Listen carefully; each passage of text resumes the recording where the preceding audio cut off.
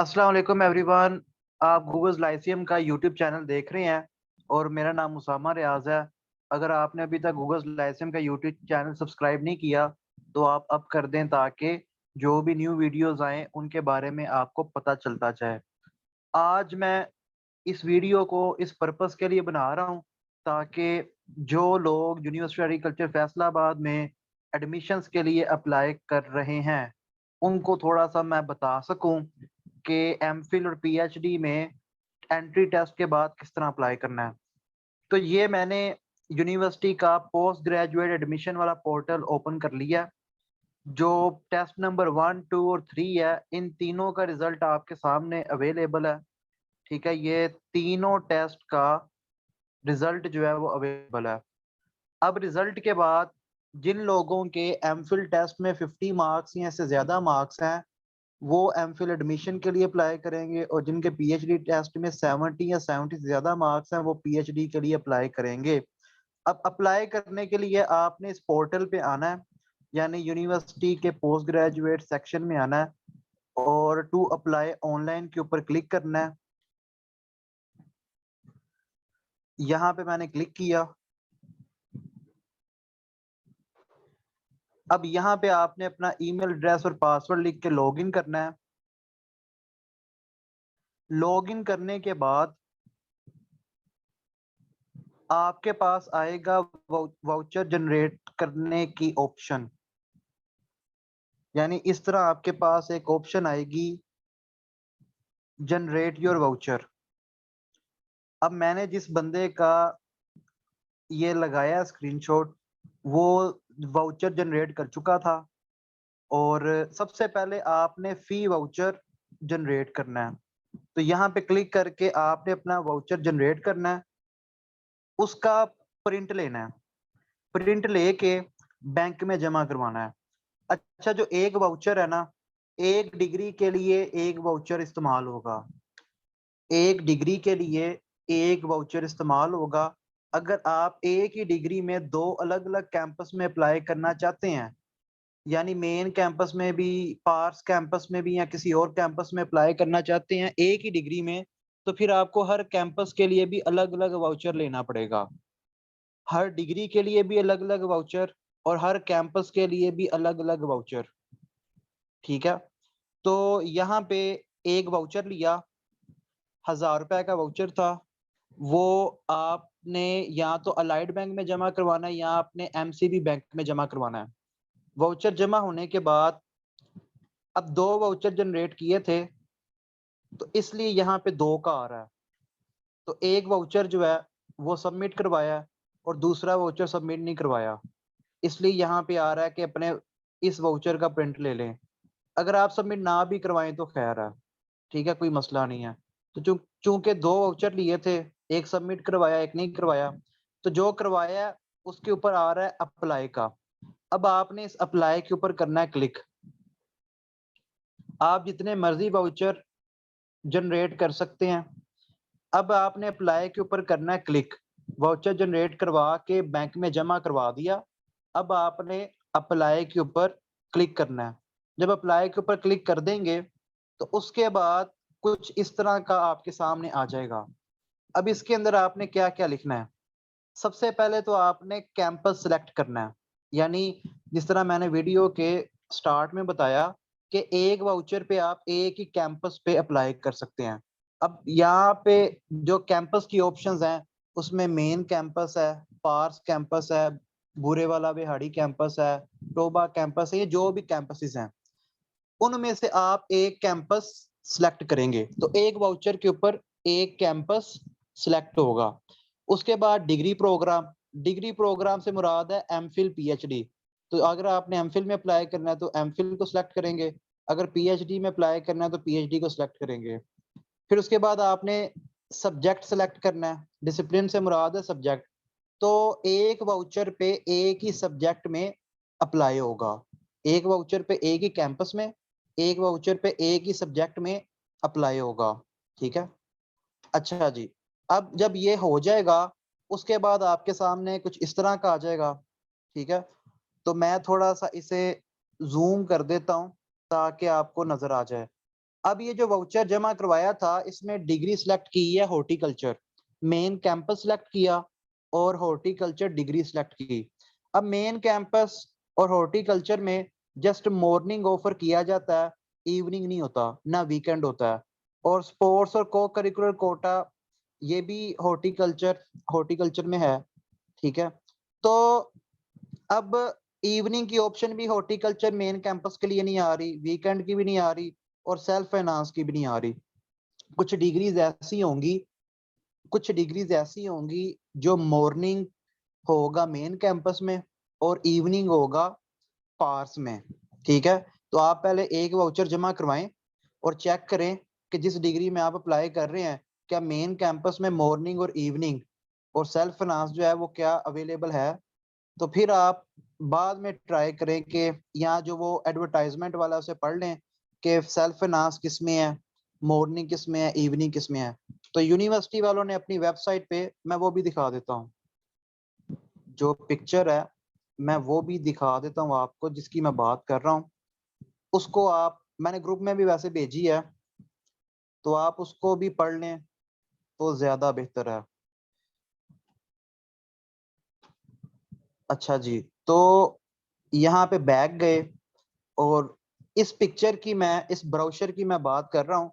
इसके ऊपर सारा कुछ लिखा हुआ है कि मॉर्निंग प्रोग्राम्स कौन से हैं, इवनिंग प्रोग्राम्स कौन से हैं, ठीक है। सारा कुछ इसके ऊपर मेंशन है कि वीकेंड प्रोग्राम्स कौन से हैं। तो वीकेंड, मॉर्निंग, इवनिंग, सारा कुछ इसके ऊपर मेंशन है। तो इसे जरा पहले गौर से पढ़ें और ये देखें कि मेन कैंपस के ऊपर कौन कौन से मॉर्निंग और इवनिंग में अवेलेबल है। अगर कोई प्रोग्राम मेन कैंपस में मॉर्निंग और इवनिंग में अवेलेबल है तो वो एक ही वाउचर से आपका मॉर्निंग और इवनिंग का अप्लाई हो जाएगा। अगर कोई चीज ऐसी है, ऐसा कोई सब्जेक्ट है जो मॉर्निंग में मेन कैंपस में है और किसी और कैंपस में इवनिंग में है, तो फिर आपके दो वाउचर लगेंगे। अगर कोई ऐसा सब्जेक्ट है जो मेन कैंपस में मॉर्निंग और इवनिंग दोनों में है तो फिर आपका एक ही वाउचर लगेगा, ठीक है। तो इसमें आपने पढ़ लेना है कि आपका कोर्स जो है वो मॉर्निंग इवनिंग में कहाँ कहाँ पे है, ठीक है। ऐसे देख लीजिएगा। तो मेन कैंपस में मॉर्निंग इवनिंग में कहाँ कहाँ पे है सारा कुछ आप देख लीजिएगा, ठीक है। उसके बाद इसको पढ़ लीजिएगा अच्छी तरह। उसके बाद क्या करना है आपने, अब हॉर्टिकल्चर के अंदर मेन कैंपस में मॉर्निंग अवेलेबल है तो यहाँ पे टिक लगा लिया, ठीक है। और यहाँ पे स्पोर्ट्स कोटा पे, क्योंकि को करिकुलर का भी बन सकता था इसलिए को करिकुलर पे अगर बनता है तो लगा लें। अगर आपकी कोई को करिकुलर अचीवमेंट है तो लगा लें, अगर नहीं है तो ना सही। अच्छा, उसके बाद ये अगर आप में से कोई नॉमिनी है तो जो नॉमिनी है वो यहाँ पे जो नॉमिनी है वो यहाँ पे अपनी नॉमिनी वाला या जो कोटे वाला है उसके ऊपर टिक कर देगा। ये सबके लिए नहीं है। उसके बाद यहाँ पे आपने सबसे पहले तो यहाँ पे आपने वो यूनिवर्सिटी सिलेक्ट करनी है जहां से आपने अपनी लास्ट डिग्री की थी। यानी अगर एमफिल के लिए अप्लाई किया था तो बैचलर्स जहां से किया है वो यूनिवर्सिटी, अगर पीएचडी के लिए अप्लाई करना है तो जहां से एमफिल किया है वो यूनिवर्सिटी सिलेक्ट करनी है। उसके बाद यहाँ पे आपने अपना रजिस्ट्रेशन नंबर लिखना है रोल नंबर की जगह। जिस तरह एजी होता है 2015 एजी डैश डैश डैश जो भी है वो लिख लेना। फिर अपना पासिंग ईयर के जो लास्ट डिग्री है जिसकी बेसिस के ऊपर आप अप्लाई कर रहे हैं वो किस ईयर में पास की। फिर total marks, obtain obtain marks, फिर टोटल सीजीपीए और ऑब्टेन सीजीपीए। इसके बाद नीचे सबमिट की ऑप्शन है, वो सबमिट कर देना है और ये प्रिंट आ जाना है। अच्छा, सबमिट से पहले आपने एक और चीज करनी है। यहाँ पे ऊपर है अपडेट अटैचमेंट्स, ऊपर है अपडेट अटैचमेंट्स। थोड़ा सा मैं इसे जूम करता हूँ। अपडेट अटैचमेंट्स, अपडेट अटैचमेंट्स के ऊपर जब आप क्लिक करेंगे तो आपने 3 पिक्चर्स, अब अगर अपडेट करनी है तो कर दें, ठीक है। सबमिट करने से पहले आप, या सबमिट करने के बाद भी आप अपडेट कर सकते हैं। मेरे ख्याल से जो बेहतर तरीका है ना वो यही है कि आप सबमिट करने से पहले अपडेट अटैचमेंट्स को अपडेट करो। ठीक है, तो सबमिट करने से पहले आप अपडेट अटैचमेंट्स को अपडेट करो। अच्छा, मैं पहले अपडेट अटैचमेंट्स का बताता हूँ, फिर मैं बताता हूँ कि सबमिट करने के बाद क्या हुआ। अपडेट अटैचमेंट्स जो हैं, ये देखें जी, अपडेट अटैचमेंट्स के ऊपर क्लिक किया तो यहाँ पे पहली जो अटैचमेंट है वो है कैंडिडेट इमेज।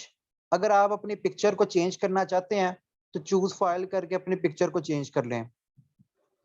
अगर आप फॉर एग्जांपल जब आप एमफिल के लिए अप्लाई कर रहे थे टेस्ट के लिए, जब आप एमफिल के टेस्ट के लिए अप्लाई कर रहे थे या पीएचडी के टेस्ट के लिए अप्लाई कर रहे थे, तो आपके पास अपनी लास्ट डिग्री की कोई डीएमसी नहीं थी, कोई प्रोविजनल सर्टिफिकेट नहीं था। तो अब आपने क्या करना है, यहाँ पे टर्मिनल डिग्री पे अपनी डीएमसी या प्रोविजनल सर्टिफिकेट की जो पिक्चर है वो अपलोड करनी है। डीएमसी है तो 7-8 सेमेस्टर की जो डीएमसी है उसकी पिक्चर को अपलोड करना है। मेरे ख्याल से बेहतर यही है कि प्रोविजनल सर्टिफिकेट को, अगर आपके पास प्रोविजनल सर्टिफिकेट है तो आप अपने प्रोविजनल सर्टिफिकेट को अपलोड करो, क्योंकि जो प्रोविजनल सर्टिफिकेट होता है ना वो एज अ डिग्री काम कर रहा होता है। जब तक आपको डिग्री नहीं मिलती तो डिग्री के तौर पे प्रोविजनल सर्टिफिकेट जो है वो काम कर रहा होता है। तो प्रोविजनल सर्टिफिकेट जिसके पास है वो प्रोविजनल सर्टिफिकेट की कर दे। उसके बाद तीसरे नंबर पे सीएनएसी और बेफाम की पिक्चर, ये तो टेस्ट के अप्लाई करते हुए भी आपने अपलोड की होगी, अगर चेंज करनी है तो कर दीजिएगा। ठीक है, तो ये 3 चीजें आपने पहले भी अपलोड की हैं, लेकिन टेस्ट के टाइम पे आपकी डीएमसी या प्रोविजनल नहीं था बना। अब आपकी डीएमसी बन गई है, अब आपका प्रोविजनल बन चुका है, तो आपने टर्मिनल डिग्री पे डीएमसी और प्रोविजनल चेंज कर लेना है। ठीक है, आपने इसको चेंज कर लेना है। अब मैं वापस चलता हूं। अच्छा जी, जब आपने ये वाला जो हिस्सा फिल कर लिया और अपडेट अटैचमेंट्स कर ली, तो फिर आपने नीचे सबमिट का बटन दबाया। सबमिट होने के बाद आ गया जी कि ये आपकी जो एप्लीकेशन है, congratulations you have successfully submitted your application. तो आपकी एप्लीकेशन जो है वो सबमिट हो गई। Please take a print out of your application. अब आपने प्रिंट के ऊपर क्लिक करना है और अपनी एप्लीकेशन का प्रिंट ले लेना है।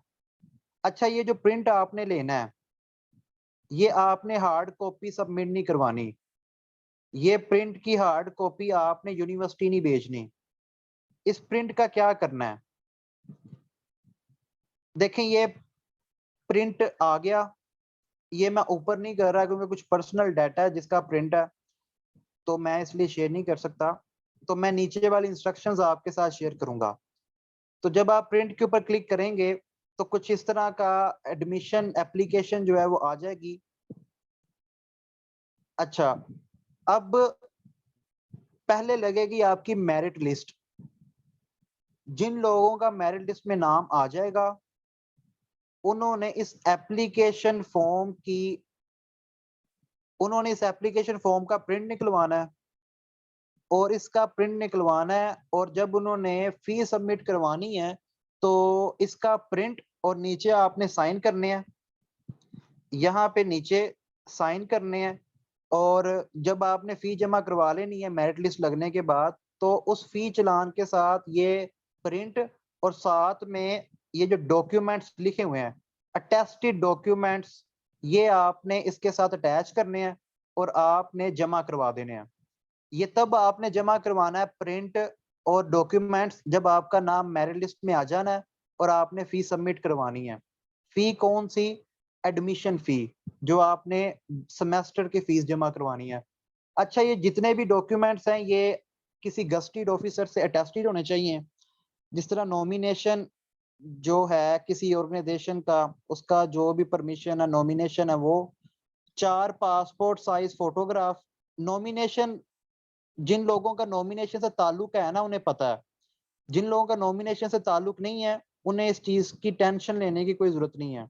ठीक है, तो हर हर बंदे को नॉमिनेशन ही चाहिए जो आउट ऑफ प्रोविंस हैं, यानी जो पंजाब के बाहर के लोग हैं या जो कोटा से आएंगे, जो किसी कोटे से आएंगे, उन्हें नॉमिनेशन चाहिए।